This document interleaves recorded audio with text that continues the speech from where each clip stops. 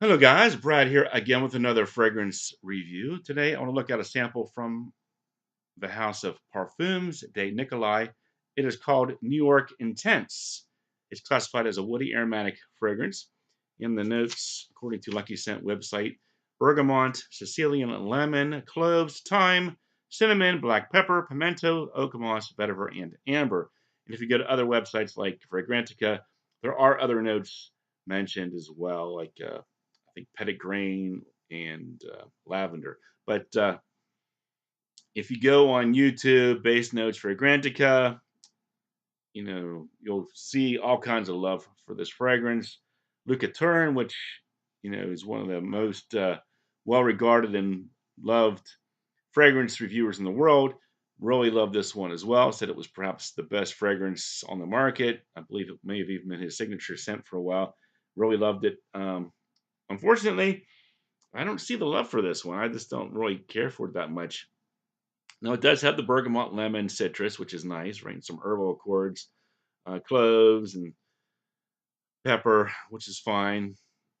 You got, the oak moss, the vetiver, that's all fine. But the one thing about this fragrance that really seems to bother me is that floral, powdery note. I'm not sure where that's coming from. Maybe it's lavender or something, but really gives it that old man type scent that I don't enjoy. I work at the hospital taking x-rays, and I get a lot of guys coming in. They're like 70, 80 years old, usually for a chest x-ray to rule out pneumonia. This is what they normally wear, something along these lines. This one is compared to a lot of classic 80s powerhouse fragrances. Creed's Bois de Portugal is normally mentioned here. Sometimes Guerlain fragrances like Derby or Habit Rouge. Azzaro Pour Homme, which is a fragrance I have tried and didn't enjoy either. So yeah, anything in that 80s powerhouse vein could be compared to this one. If you like those types of fragrances, you might want to get your nose on it. Some people say this does that better, but since I don't really appreciate those fragrances to begin with, it's really not really necessary for me to have a better version of that. But yeah, it just has that old man smell to me. I don't understand the love for it. But if you're into those types of fragrances, I can see why you might love it. Just not my thing.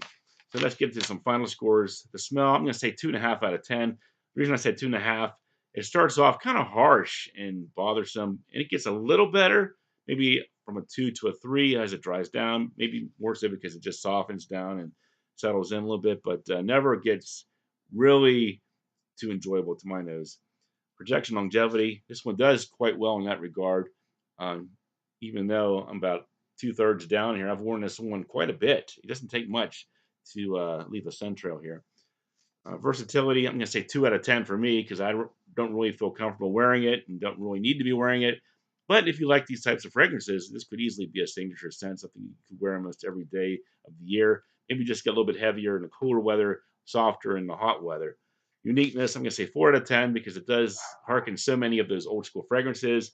Price point at Lucky Scent, 30 ml, $62, 100 ml, 175. Overall, for me, 3 out of 10. Complete pass. I don't like it too much. I'll be glad when this sample is gone and I can move on to something else. So thanks for watching, and I will talk to you later.